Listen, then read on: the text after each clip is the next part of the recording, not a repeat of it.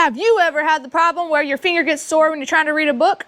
Well, today we're gonna fix that. First, grab any old piece of wood, and it doesn't really matter what kind, but I'm just gonna use this little piece of fence picket.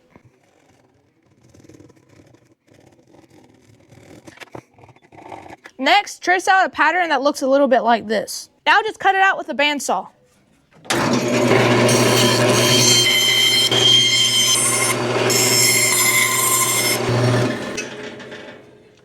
Sand it to make it smooth.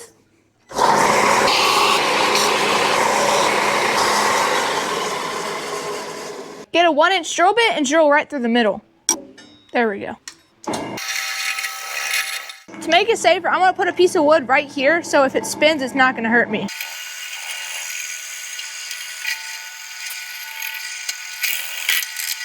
Now sand it just a little bit more by hand.